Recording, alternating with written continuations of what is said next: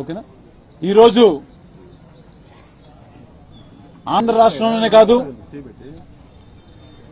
దేశం మొత్తం మీద 100 కోట్ల పైన జనాభా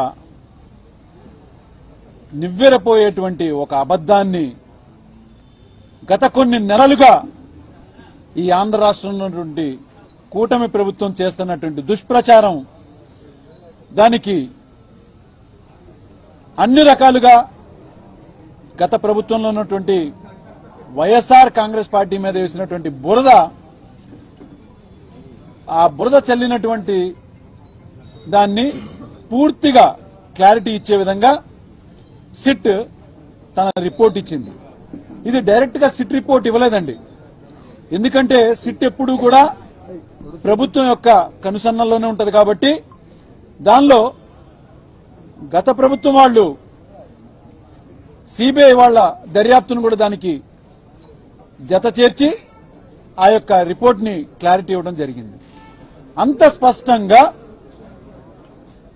100 కోట్ల మంది మనోభావాల్ని రిపోర్ట్ అనేది సరిగ్గా రాకముందే ఎవరి మీదైనా కానీ ఇలాంటి దుష్ప్రచారం చేయటం అనేది చాలా చాలా బాధాకరం, అమానవీయం. మరి వచ్చిన తర్వాతైనా కానీ దాన్ని సమర్థించుకోవడానికి ప్రస్తుతం తెలుగుదేశం ప్రభుత్వమే కానీ, మరి కూటమిలో ఉన్నటువంటి జనసేన ప్రభుత్వమే కానీ, ఇక భారతీయ జనతా పార్టీ అయితే ఆంధ్ర రాష్ట్రంలో ఒక విధంగా లేదని చెప్పుకోవాలి. వాళ్ళు తెలుగుదేశం వాళ్ళు చెప్పే స్టేట్మెంట్ దాటి ఒక్క మాట కూడా ముందుకు వెళ్లరు. ఇలాంటి నీచమైన దుష్ప్రచారం చేసింది కాకుండా మీకు రాజకీయాలుగా ఏ లబ్ధి కావాలన్నా మిగతా విషయాలు తీసుకోవాలి కానీ ఇంతమంది మనోభావాలు, ఇన్ని కోట్ల మంది మనోభావాలను తీసుకుని మీరు ఇబ్బందులు పెడుతూ, అతి ముఖ్యంగా రిపోర్ట్ వచ్చిన తర్వాత కూడల్లో మీ సొంత రిపోర్ట్లు, సిబిఐ ఇచ్చిన రిపోర్ట్ ని కాదని సిబిఎన్ రిపోర్ట్ ని ఫాలో అవుతున్నారు. అంటే చంద్రబాబు నాయుడు గారు ఇచ్చిన రిపోర్ట్. అంటే ఈ రాష్ట్రంలో నియంత్ర పాలన కాకుండా నరరూప రాక్షసుల పాలన నడుస్తుంది. ఎందుకని ఇట్లా అన్నానంటే, వాళ్ళు కనీసం కోర్టులను గౌరవించరు, సెంట్రల్ దర్యాప్తు సంస్థల్ని గౌరవించరు. వాళ్ళు చెప్పాలనుకున్నది, వాళ్ళు చేయాలనుకున్నది రాజ్యాంగబద్ధంగా కూడా వెళ్ళట్లేదు. సొంతగా ఒక రాజ్యాంగాన్ని రాసుకున్నారు, అదే రెడ్ బుక్ రాజ్యాంగం. ఇవాళ దాన్ని దాటి బ్లడ్ బుక్ రాజ్యాంగం వరకు కూడా వెళ్ళిపోయారు. అంటే ఎక్కడ పడితే అక్కడ దౌర్జన్యాలు, ప్రశ్నించిన వాళ్ళని వాళ్ళ ఇళ్ల మీదకి వెళ్లి దాడులు చేయటాలు. ఎక్కడి నుంచి వస్తుంది ఈ సంస్కృతి? మరి అంబటి రాంబాబు గారు చేసినటువంటి తప్పేంటిదో మనందరం కూడా చూస్తూనే ఉన్నాం మీడియా పరంగా. అయినా కానీ ఆ రోజు ఆయన ప్రశ్నించింది ఏంటంటే, ఏ పార్టీలో అయితే ఆయన ఉన్నారో వాళ్ళ నాయకుడిని చాలా చాలా చోట్ల కూడలలో పెద్ద ఎత్తున బ్యానర్లు పెట్టి చాలా నీచమైనటువంటి దుష్ప్రచారం చేస్తుంటే, ఏమండి సిబిఐతో కలిపినటువంటి సిట్ రిపోర్ట్ వచ్చిన తర్వాత కూడా ఎంతో మంది మేధావులు ఆ రిపోర్ట్ ని చదివి వినిపించారు. దానిలో వాళ్ళు చెప్పినటువంటి ఫిష్ ఆయిల్ గాని, పందికొవ్వు గాని ఎలాంటివి లేవు అని చెప్పని చాలా స్పష్టంగా తెలియచేసినా కూడా మీరు ఎందుకు ఇట్లా పెట్టారని చెప్పని ఆయన ఒక మాజీ మంత్రిగా ప్రశ్నించడంతో తప్పేమీ లేదు. అది తీసేయండి ఆ బ్యానర్లు అని చెప్పని అడిగారు. లేదంటే తర్వాత రోజు వచ్చి మేము తీసేస్తామని చెప్పని మాట్లాడారు. అయినా కూడా ఆయన రెండో రోజు అట్టుగా వెళ్తుంటే ఒక్కసారిగా ఈ రాష్ట్రాన్ని ఒక ఆటవిక ప్రదేశంగా మార్చేసే విధంగా రాడ్లు కర్రలు పట్టుకుని ఆయనని వస్తున్న దారిలోనే ఆయన కారు మీద అటాక్ చేయడం జరిగింది. సరే అక్కడితో ఆగిపోయారని అనుకుంటే దాన్ని దాటి 6 గంటల పాటు ఆయన ఇంటి మీదన అతి దారుణంగా అద్దాలు పగలగొట్టి ఆయన ఆఫీస్ మీద పెట్రోల్ బాంబులు వేసి మరీ తగలబెట్టారు. ఎక్కడి సంస్కృతి అని మేము ప్రశ్నిస్తున్నాం. అంటే ఏమి చెప్పదలుచుకుంటున్నారు మీరు? ఇంట్లో ఆడవాళ్ళని భయపెట్టే విధంగా కనీసం పోలీసులు అనే వాళ్ళు కూతవేటి దూరంలో ఉండి కూడా రాలేకపోవడం అనేది కాదు ఆశ్చర్యం, పోలీసులు దగ్గరుండి చేయించారు. అదే చాలా బాధాకరం అండి. ఇక్కడ జరిగిన దానికి వాళ్ళు ఎక్కడి నుంచో రావడం కాదు, దగ్గరుండి 6 గంటల పాటు ఈ యొక్క దారుణాన్ని వాళ్ళు చూస్తూ ప్రోత్సహిస్తూ ఇంకా కొంతమందిని లోపలికి పంపించి కూడా చేసినటువంటి మనం మీడియా ముఖంగా కొన్ని విజువల్స్ కూడా చూసాం. అంటే ఇవన్నీ ఎవరి కనుసన్నల్లో జరుగుతున్నాయి చెప్పండి? ఒక మాజీ మంత్రి గారిని ఇంత దారుణంగా వాళ్ళ కుటుంబ సభ్యులు ఇంట్లో ఉండంగా రాళ్లు కర్రలు రాడ్లు 6 గంటల పాటు భయభ్రాంతులు చేసే విధంగా చేశారంటే మీ ఆలోచన ఏంటి? అంటే ఏం సంకేతాలు పంపిద్దాం అనుకుంటున్నారు? గుంటూరు నడిబొడ్డున ఉన్నటువంటి ఒక మాజీ మంత్రి ఇంటిని ఇంత దారుణంగా మీరు చేస్తున్న దానికి మీరు ఏం సంకేతాలు ఇవ్వదలుచుకున్నారు? ఇక్కడ స్థానిక ఎమ్మెల్యే గారు, ఆవిడ మహిళ, ఆవిడ భర్త రామచంద్రరావు, వీళ్ళందరూ ఏం మాట్లాడుతున్నారండి? మా ముఖ్యమంత్రిని అంటే ఊరుకుంటామని ఆయన చాలా స్పష్టంగా చెప్పారు. నేను ఆయన్ని ఏమీ అనలేదు, అక్కడ ఉన్నటువంటి వాళ్ళు నా మీద చాలా చండాలంగా మాట్లాడుతుంటే దానికి ప్రతిస్పందించి వాళ్ళనన్నాను. అవసరమైతే మీ ముఖ్యమంత్రి గారిని రమ్మనమని చంద్రబాబు నాయుడు గారిని అన్నాను, కానీ ఎక్కడ కూడా ఆయన తిట్టింది లేదు. అయినా కూడా తప్పుగా అర్థం చేసుకున్నారేమోనని ఇంటికి రాగానే ఆయన చాలా పెద్దరికంగా క్షమాపణ చెప్పి ప్రెస్ మీట్ పెట్టి క్షమాపణ చెప్పడం కూడా జరిగింది.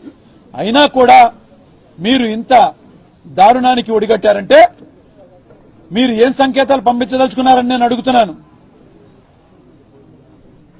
నడిబొడ్డున ఒక మాజీ మంత్రి ఇంటిని, ముఖ్యంగా దీని వెనకాల ఉన్నటువంటి వ్యక్తులకి నేను ఒక ప్రశ్న తెలుసుకున్నాను. పెమ్మసాని గారు కేంద్ర మంత్రి, పొన్నూరు ఎమ్మెల్యే గారు ఇక్కడ దగ్గరలోనే ఉన్నారు, ధూళిపాల్ నరేంద్ర గారు, మరి డైరెక్ట్ గా ఆ యొక్క సన్నివేశంలో గల్లా మాధవి గారు ఇక్కడ లోకల్ ఎమ్మెల్యే, వీళ్ళందరూ కలిసి ఒక కమ్మని కుట్ర వేశారు. అదన్నీ మాకు తెలుస్తున్నాయి. ఏం చేద్దాం అనుకుంటున్నారు?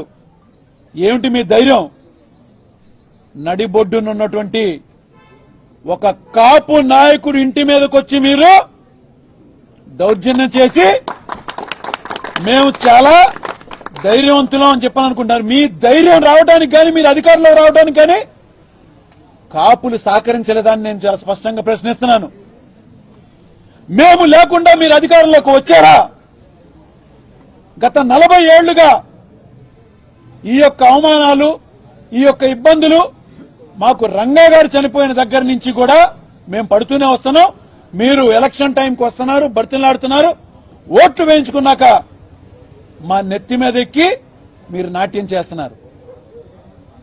వీటన్నిటికీ కూడా చరమగీతం పాడేటువంటి సమయం వచ్చింది. అంటే ఇక్కడ కుల ప్రస్తావన నేను తీసుకొచ్చానని చెప్పని మీరు తప్పుగా అనుకోవచ్చు. నేను ఏ పార్టీలో ఉన్నా కూడా ఎక్కడ కాపులకు ఇబ్బంది కలిగితే తప్పనిసరిగా స్పందిస్తాం మేము. ఎందుకంటే మీరు కందుకూరు నియోజకవర్గంలో జరిగినటువంటి దార్కానిపాడులో ఒక దారుణానికి కూడా నేను అంతే విధంగా స్పందించాను.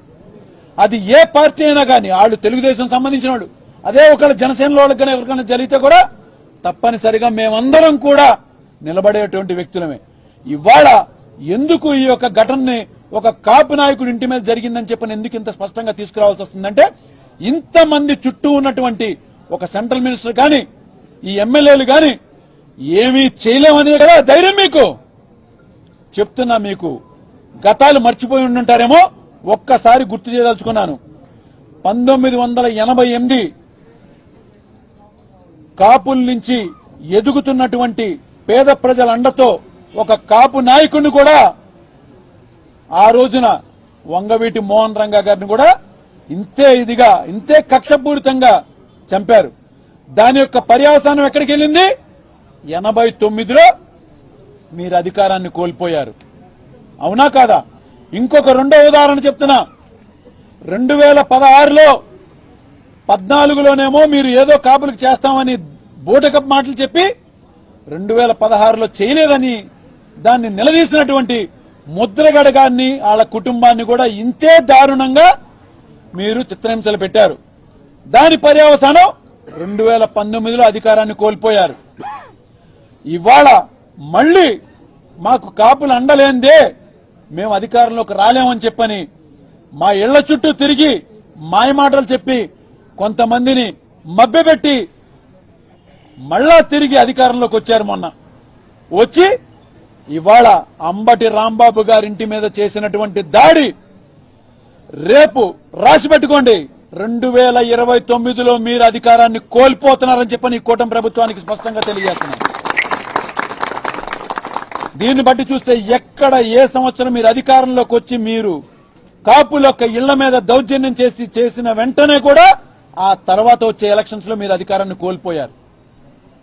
ఇవాళ రాంబాబు గారింటి మీద కూడా దీన్ని అదే విధంగా చూస్తున్నాం.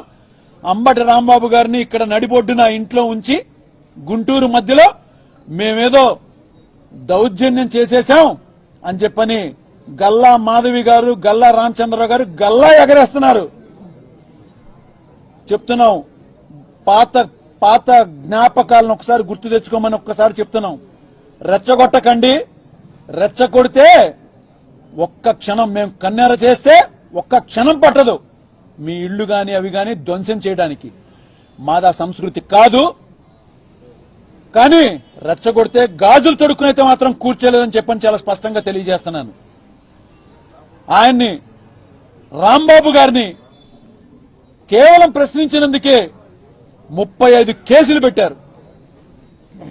మరి ఇంటి మీద దాడి చేసి 6 గంటల పాటు ఇంత దౌర్జన్యాన్ని సృష్టించి ఇంత దమనకాండ చేసినటువంటి వాళ్ళకి స్టేషన్ బెయిల్ ఇచ్చి పంపించారు. 35 కేసుల్ని మరి పొన్నవాళ్ళు సుధాకర్ గారు, మా లాయర్ గారు డస్ట్బిన్ లో వేస్తున్నాం చూడండి అని చెప్పని కేవలం 2 వారాల వ్యవధిలోనే ఆయన మీద పెట్టిన కేసులన్నింటినీ కూడా డస్ట్బిన్ లో వేయించారు. మరి అవన్నీ తప్పుడు కేసులు కాదా? ఎందుకు మీరు ఇంత దమనకాండ చేసిన వాళ్ళని స్టేషన్ బెయిల్ ఇచ్చి పంపించారని చెప్పని నేను అడుగుతాను. ఇవాళ అంబటి రాంబాబు గారి కుటుంబానికి రోజు రోజుకి కాపుల నుంచే కాదు అన్ని కులాల నుంచి అండ పెరుగుతుంది. ముఖ్యంగా కాపు కులం ఎప్పుడూ కూడా నిలబడి ఉంటదని చెప్పి చాలా స్పష్టంగా తెలియజేస్తున్నాం. అమ్మా, మీకు ఎలాంటి ఇబ్బంది వచ్చినా ఒక్క పిలుపు ఇవ్వండి. ఏదైతే గల్లా ఎగరేసిన వాళ్ళ ఇల్లును తెల్లి వాళ్ళ గల్లా చిరిగిపోయే విధంగా కొట్టమన్నా దమనకాండ చేయడానికి ఒక్క నిమిషం కూడా పట్టదని చెప్పని చెప్తున్నాము. మరొక్కసారి ఈ యొక్క ఇలాంటి ఘటనలు గానీ ఎక్కడైనా కాపు కుటుంబాల మీద గానీ ఎక్కడైనా గానీ చేశారని తెలిసిందా ఇక అదే మీ అందరికీ చివరి రోజు అని చెప్పని కూడా నేను చాలా స్పష్టంగా తెలియజేస్తున్నాను. తప్పుడు కేసులు పెట్టారు. బెయిల్ వచ్చినా కూడా మళ్ళీ ఇంకొక పెట్టి కేసు ఒకటి పెట్టి మళ్ళా తీసుకెళ్లి జైల్లో వేశారు. ఎన్ని రోజులు వేస్తారు చేయండి. చేయని తప్పుకి ఎన్ని రోజులు వేస్తారు చేయండి. ఎప్పటికైనా బయటికి రాక తప్పదు. ఒకసారి గోడకు కొట్టిన బంతి ఎంత రివర్స్ గా వస్తుందో అంతే రివర్స్ లో మీకు రానున్న రోజుల్లో మేమే కాదు ప్రజలందరూ కూడా చూస్తున్నారు. తప్పనిసరిగా మీరు చేస్తున్నటువంటి ఒక తప్పుడు ప్రచారానికి మీ యొక్క సులాభాల కోసం రాజకీయ లబ్ధి కోసం ఇంతటి నీచమైన దుష్ప్రచారానికి ఒడిగడుతున్నటువంటి మీ అందరికీ కూడా 2029 ఏ కులం ద్వారా మీరు బలం పుంజుకుని అధికారంలోకి వచ్చారో మేమందరం ఏకమయ్యి మిమ్మల్ని భూస్థాపితం చేస్తామని చెప్పని 2029లో తిరిగి మీరు అధికారాన్ని కోల్పోతున్నారని చెప్పని చాలా స్పష్టంగా తెలియజేస్తున్నాను. దీనికి కాపు కులం మొత్తం కూడా ఏకతాటి మీదకి వచ్చి పనిచేస్తుందని చెప్పని నేను చాలా స్పష్టంగా తెలియజేస్తున్నాను. జోహార్ విఎం రంగా, జోహార్ బెబ్బులి రంగా, వర్ధిల్లాలి కాపు ఐక్యత. ఇవాళ దీనికి అనేక గ్రామాల నుంచి జగ్గైపేట, విసనపేట, తిరువూరు, అమరావతి చుట్టుపక్కల గ్రామాలు, ఇటు గుంటూరు జిల్లాలో ఎంతో మంది పెద్దలు అందరూ కూడా వచ్చి మా యొక్క సంఘీభావాన్ని తెలియజేయడమే కాకుండా అండగా ఉంటామని కాకుండా రానున్న రోజుల్లో ఈ చేసినటువంటి ఈ ఘటనకి పూర్తి స్థాయిలో దీనికి సరైన సమాధానం చెప్తాము. అలాగే ఇక్కడ లోకల్ ఎమ్మెల్యే మాధవి గారికి కూడా సరైన సమయంలో సరైన సమాధానం కూడా అమ్మ మీకు కూడా చెప్తాం.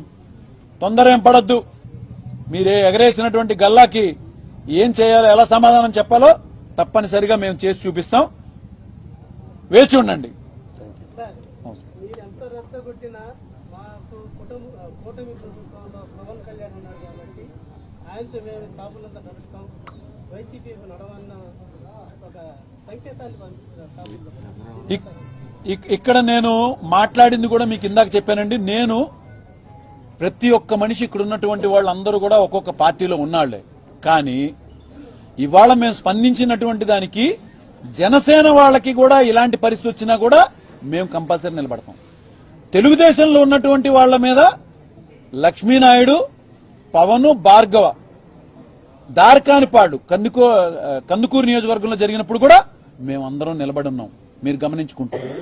ఇక్కడ రాంబాబు గారి మీద జరిగింది కూడా మేము ఆ దృష్టిలోనే చూస్తున్నాం. ఎందుకు అలా చూశాము అంటే ఆయన చుట్టూ పన్నినటువంటి ఏదైతే దమనకాండకి దగ్గరుండి చేయించిన వాళ్ళందరూ కూడా ఎవరో మీకు తెలుసు, మాకు తెలుసు.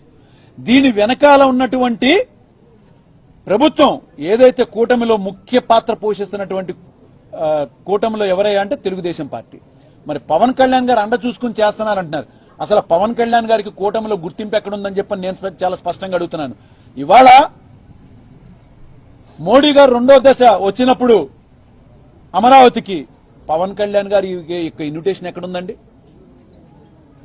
అక్కడ సిఆర్డీఏ బిల్డింగ్ కట్టారండి.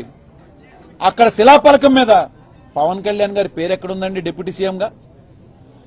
ఎక్కడ వైజాగ్ లో జరిగినటువంటి ఒక ఇంటర్నేషనల్ సమిట్ జరిగింది, అక్కడ పవన్ కళ్యాణ్ గారు కనిపించారండి మీకు ఎవరికన్నా?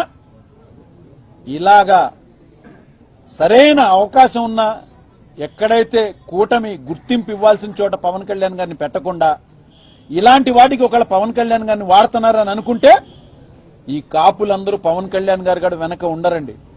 ఇప్పటికే చాలా చోట్ల ఆయనకు కూడా వ్యతిరేకత వస్తుంది. దీని మీద ఆయన స్పందించలేదని మా సోదరి అడిగిందండి మీడియా ముఖంగా. పవన్ కళ్యాణ్ గారు మీ అండ చూసుకునే రెచ్చిపోతున్నారని చెప్పని కూడా మౌనిక గారు చాలా స్పష్టంగా అడిగారు. ఇవాల్టి వరకు ప్రెస్ మీట్ గానీ ఆయన ఎదురొచ్చి ఒక మాట తప్పు జరిగిందని చెప్పలేదంటే ఎవరినైనా నిలదీస్తాం.